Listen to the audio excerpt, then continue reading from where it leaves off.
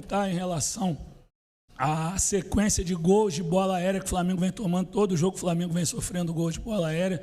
O que tem motivado, o que vocês acham, que tipo de erro que o time tem cometido para sofrer tantos gols na bola aérea?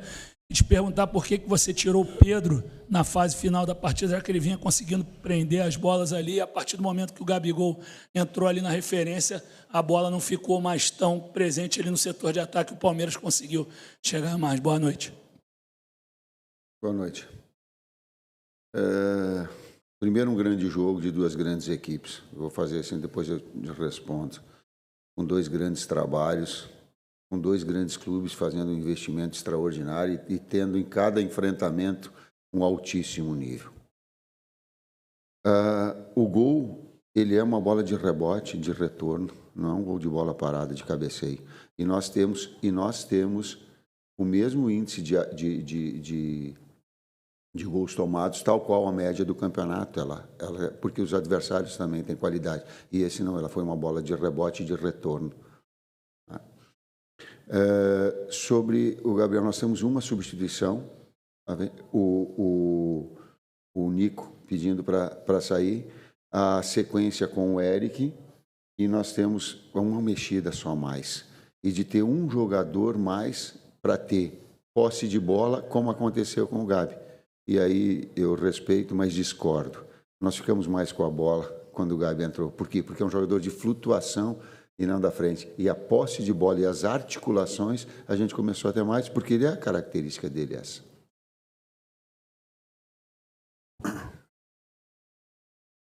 Tite, boa noite. Raíza Simplício, da Gol Brasil. Você falou sobre essa questão do gol ter sido de rebote, não na bola parada.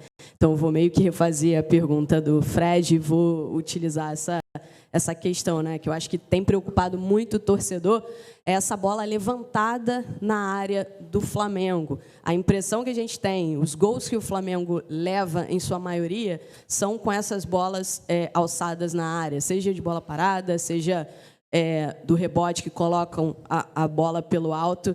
Como é que vocês têm trabalhado isso? Essa percepção que nós temos aqui de fora é a mesma que vocês têm?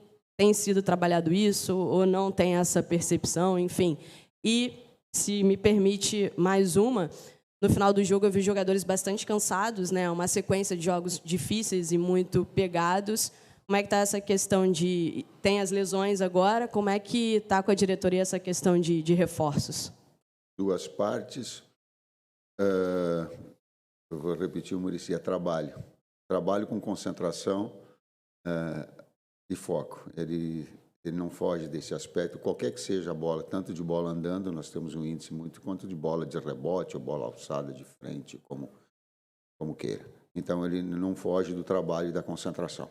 Esse aspecto. Contra contratações, que ela fez a colocação.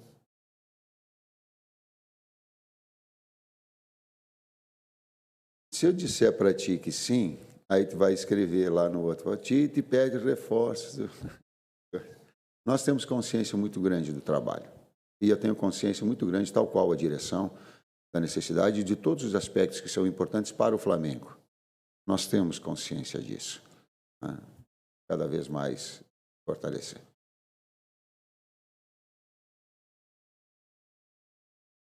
Tite aqui, boa noite, Kleber, Marcos Martinho, do canal da QSRN. Tite, duas questões, se você me permite. Primeiro, sobre uma certa oscilação no desempenho do Flamengo, por exemplo, nos últimos jogos e também no jogo em si. O Flamengo foi derrotado pelo São Paulo, foi derrotado no Allianz Parque, mas conseguiu a classificação. Hoje cede um empate. E no decorrer da partida, você observa um Flamengo que, no primeiro tempo, consegue produzir, criar oportunidades, né, especialmente antes do gol anulado do Palmeiras. E no segundo tempo, o Flamengo volta com mais dificuldade para criar, para produzir. Se você observa isso como uma neutralização tática do adversário ou uma falta de concentração da equipe. E também, devido a esse momento de lesões, seria a melhor forma de você recorrer aos jovens da base, como o Chola, que vem em ascensão, para conseguir complementar esse plantel? Oscilação no jogo de Flamengo e Palmeiras duas equipes de altíssimo nível. Em alguns momentos tu vai estar dominando, em alguns momentos controlando. Nós temos um grande jogo hoje. Nós temos um grande jogo. Eu não vou deixar, e falei, me sinto muito orgulhoso do desempenho dos atletas. Muito, não pouco. Ele vem de um jogo, e quem classificou, e aí a situação são situações diferentes. 220 minutos nós classificamos.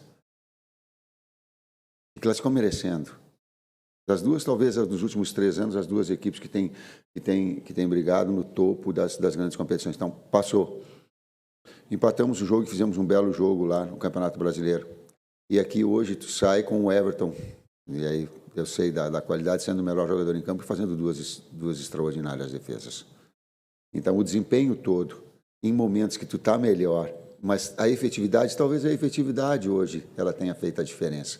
Mas eu não vou deixar me levar por uma situação de que é parecido com as Olimpíadas. Só tem valor quem tem medalha. Aí quem não tem medalha não vale. Só tem valor se vencer. Então desempenho não vale. Vale sim, para o técnico vale. Os atletas sabem que eu me orgulho do desempenho hoje. E que o desempenho do jogo era de vitória. E que eu sei avaliar e sei dizer isso para vocês também. E assumir essa responsabilidade. Porque senão fica assim, ó, só vale que tá. Aí eu tenho que ouvir o Pio dizer assim, ó, pô, eu tive, porque eu não estava na minha melhor condição, eu tive um monte de haters, vai falar. Então, comigo, só porque venceu não vai ter. Vai ter o meu reconhecimento em cima de desempenho.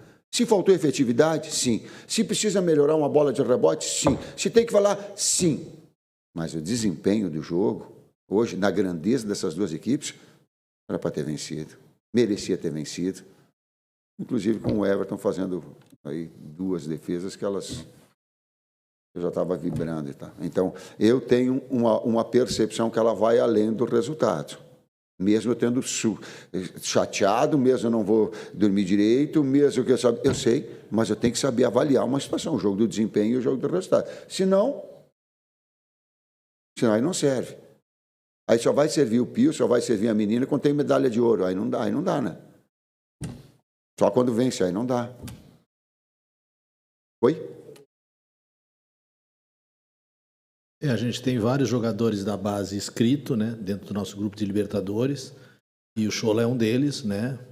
O Iago, o Carbone, o Rayan, que desceu, tem uma série de meninos inscritos e a gente tem usado dentro do trabalho e vai fazer uma análise agora para o jogo de quinta-feira, que é Libertadores, né? Dentro dos jogadores que a gente vai poder contar para o jogo. Um jogo de muita exigência, com altíssimo nível, inclusive físico. E eu lamento muito pela saúde dos dois atletas. A gente fica... um grande momento que o Cebola estava de novo, o Vina entrando bem de novo, e aí tu acaba perdendo. Mas é do jogo. Mais saúde para eles. Boa noite, professor Tite. Boa noite, Kleber. Concordo quando você fala que o Flamengo produziu, né, para vencer, mas é justamente nesse ponto que a galera está batendo muito aqui nessa tecla da bola parada, porque os torcedores hoje estão muito preocupados exatamente por conta disso. O Flamengo produz e acaba tomando um gol, seja ou de bola parada ou de bola rolando. O Flamengo já tomou contra o São Paulo, agora recente, né, de cabeça no escanteio direto, mas tomou contra o Palmeiras. Teve 2 gols anulados por 1 milímetro, ali, por pouco tempo, pouco espaço. E também, hoje, como você falou, de segunda bola, que o jogador demorou a sair. Já tinha acontecido com o Varela e hoje aconteceu com o Vinha. Como é que a gente vai melhorar isso pensando que o Bolívar agora é um time que, principalmente na altitude, força bastante essa bola levantada, né, na área, até pela velocidade, né, do jogo? Obrigado. Treinamento, foco e concentração. Até para resumir aquilo que eu falei anteriormente. Não dá para fugir disso. É isso. Treinamento, foco, concentração, repetidas vezes para aperfeiçoar.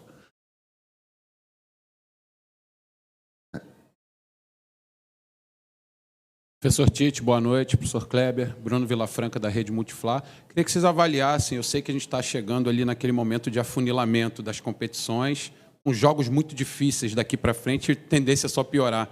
Eu queria que vocês falassem um pouquinho do momento físico dos jogadores do Flamengo, porque quando o jogo acaba, é natural que eles estejam muito cansados, mas eu estou notando eles extenuados. Eu acho que estão num nível de cansaço além daquele tradicional de um final de jogo. Então, eu queria que vocês que estão lá dentro no dia a dia avaliassem por conta desse afunilamento agora, né? Que vai ser preciso a parte física cada vez mais. Obrigado.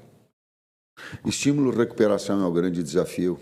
Quem fala é um professor de educação física.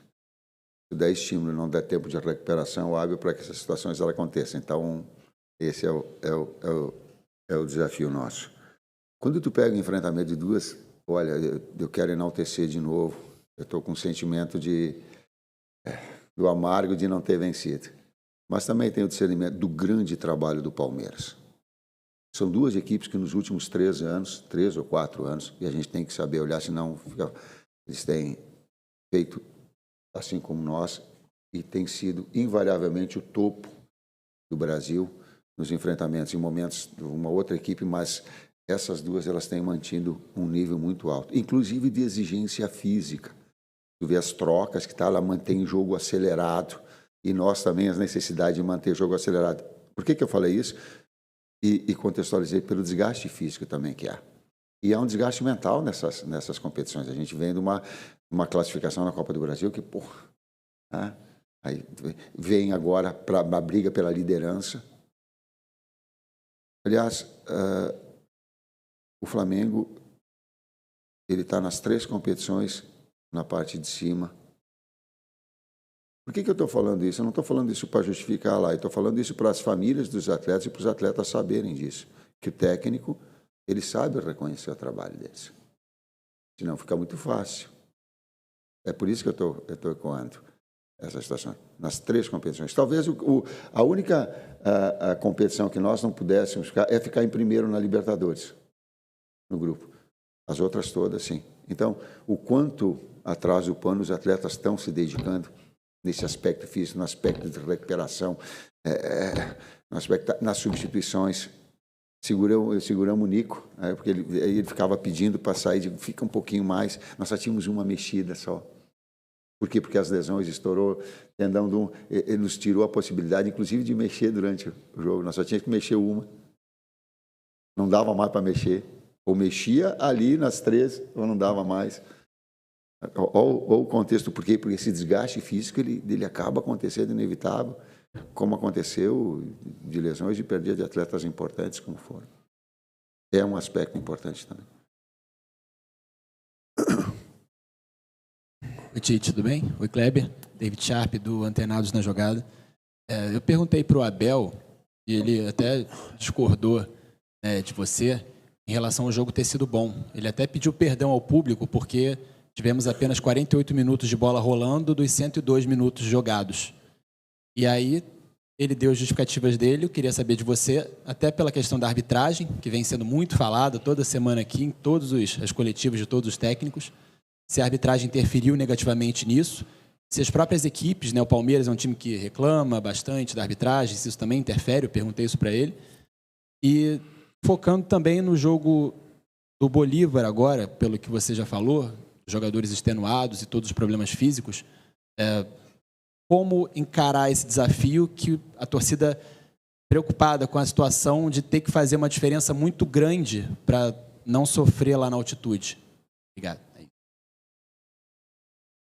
Primeiro, a gente começa a pensar no jogo e projetar todo aquele jogo de enfrentamento que a gente tem contra o Bolívar. Isso, nessa sequência de trabalho, a gente nos vê, vamos ver os atletas que também machucados, disponíveis, esse é o processo todo de recuperação. E a outra parte, a primeira parte da pergunta? Comentar. Por isso que o futebol ele é tão bom e democrático, né? A gente enxerga sob diferentes viés, diferentes... O Flamengo tem uma forma de atuar, um modelo. O Palmeiras tem outro modelo. Qual é o melhor? Os dois são bons, os dois são vencedores, mas são bem distintos. E aí, inclusive, as óticas daqui a pouco. Tá? E não contrapor a opinião que ele possa ter, que eu tenha, sem confrontar. Respeitar opiniões se respeita, não se... dados específicos, não, esse mais. Mas se respeita, opiniões se respeita. Não quero falar de arbitragem, não. Vamos à última. A arbitragem não é do meu cunho.